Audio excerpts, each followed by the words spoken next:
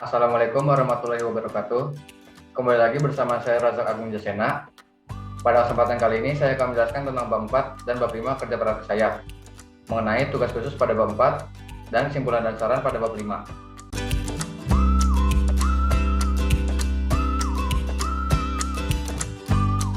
Pada bab 4 ini, saya akan membahas mengenai pengendalian mutu material dan pengendalian mutu pekerjaan.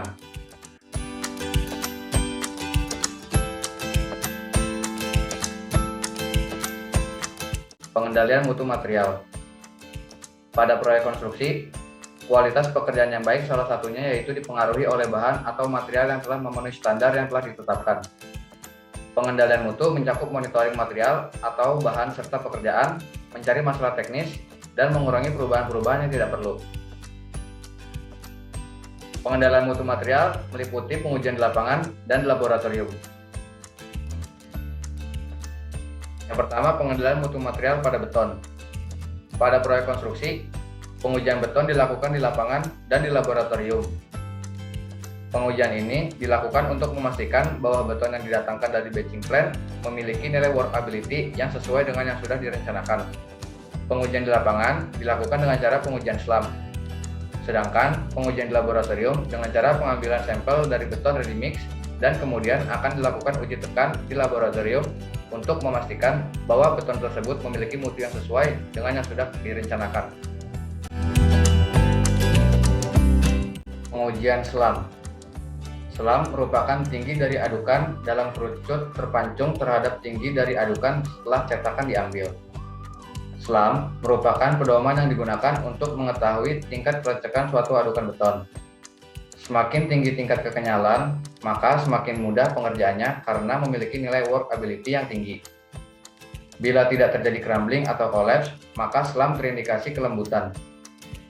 Uji SLAM berguna untuk mengecek adanya perubahan dari kadar air, bila material dan gradasi agregat adalah seragam. Bila jumlah air konstan, maka pengujian SLAM berguna untuk menunjukkan adanya perbedaan pada gradasi atau adanya perbandingan berat yang salah.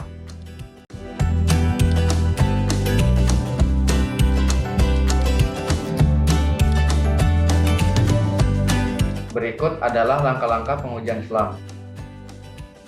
Yang pertama, siapkan kerucut Abrams sebagai alat untuk melakukan pengujian. Yang kedua, tuangkan beton sebanyak 3 kali dengan dituangkan sepertiga dari tinggi kerucut Abrams. Yang ketiga, setelah beton pada lapisan pertama sudah dituangkan, kemudian ditusuk dengan tongkat besi sebanyak 25 kali untuk memastikan beton tersebut padat pada lapisan bawah. Yang keempat, menuangkan beton untuk lapisan kedua dan ditusuk kembali menggunakan tongkat besi sebanyak 25 kali, akan tetapi ditusuk hanya sampai dasar pada lapisan yang kedua. Yang kelima, menuangkan beton untuk lapisan ketiga dan ditusuk kembali menggunakan tongkat besi. Yang keenam, setelah 3 lapisan beton sudah tertuang dan sudah ditusuk menggunakan tongkat besi, selanjutnya lapisan paling atas diratakan dengan cara menggelindingkan tongkat besi di atasnya. Yang ketujuh, kemudian angkat kerucut Abrams searah vertikal secara perlahan-lahan. Dan yang terakhir, bandingkan beton yang telah dibuka dari kerucut Abrams dengan wadahnya, lalu diukur tingkat keruntuhannya. Hasil inilah yang dinamakan nilai SLAM, yang merupakan nilai kekentalan pada adukan beton tersebut. Apabila adukan beton tidak sesuai dengan spesifikasi, yaitu terlalu cair maupun terlalu padat, maka beton tersebut akan ditolak dan dikembalikan ke batching plant. Hasil yang didapatkan untuk pengecoran kolom pada proyek rumah tinggal ini adalah 12 cm. Maka, beton tersebut dianggap memenuhi syarat sesuai dengan standar RKS.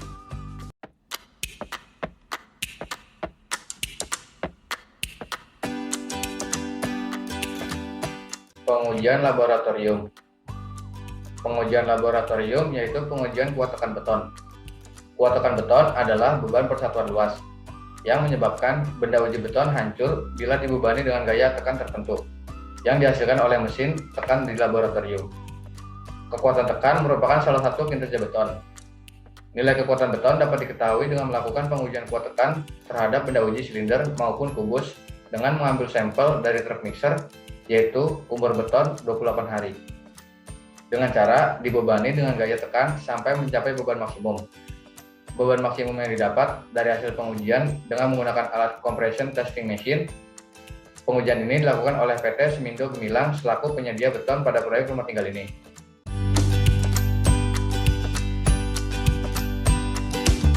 Yang kedua yaitu baja tulangan. Pemeriksaan tulangan pada proyek ini dilakukan di lapangan dan diuji laboratorium. Pemeriksaan di lapangan bertujuan untuk memeriksa diameter tulangan yang akan dipakai. Tulangan yang akan dipasang sebelumnya akan diperiksa terlebih dahulu dengan cara pengukuran diameter tulangan dengan menggunakan alat bantu jangka sorong.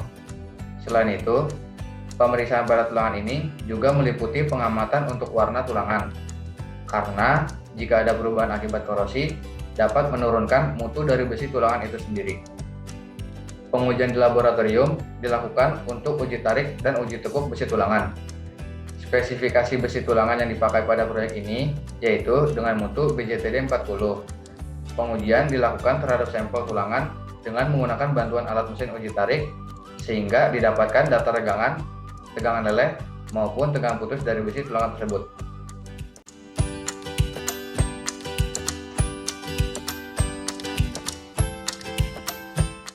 Selanjutnya, pengendalian mutu pekerjaan. Yang pertama, pemeriksaan pembesian pada kolom. Pemeriksaan pada pembesian sangatlah penting karena pada dasarnya tulangan tersebut untuk melengkapi kekurangan pada beton yaitu lemah terhadap gaya tarik. Sehingga kesalahan penulangan yang tidak sesuai dengan spesifikasi dapat mempengaruhi kemampuan suatu elemen struktur dalam menahan beban yang bekerja dan dapat berakibat fatal terhadap keselamatan manusia.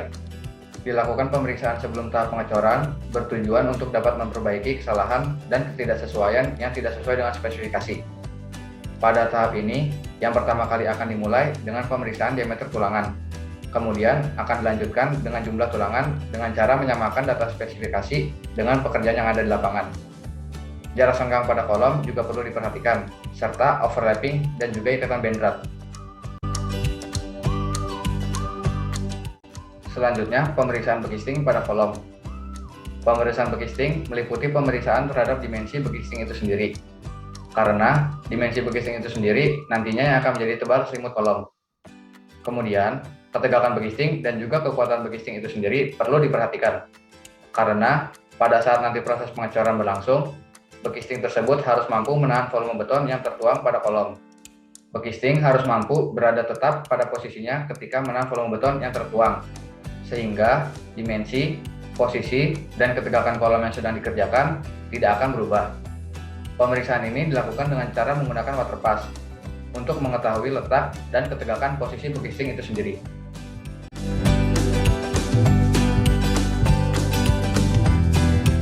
Selanjutnya, masuk ke bab terakhir, yaitu bab 5 yang membahas kesimpulan dan saran.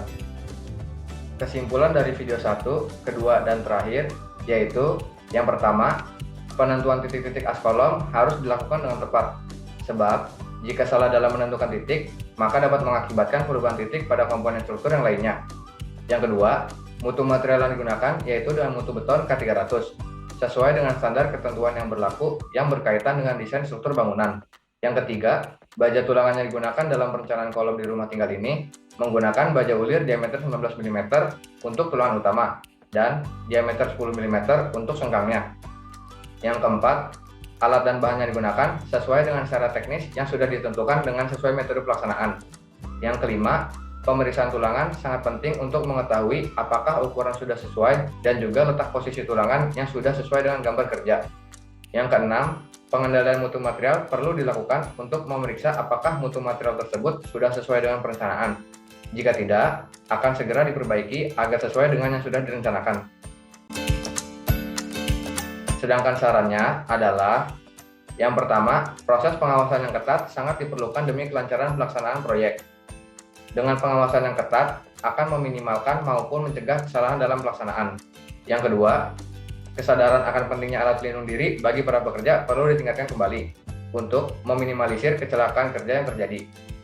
Yang ketiga, meningkatkan koordinasi yang baik di seluruh lapisan struktural proyek demi kelancaran berlangsungnya proyek.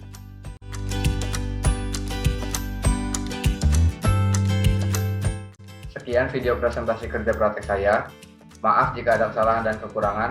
Wassalamualaikum warahmatullahi wabarakatuh.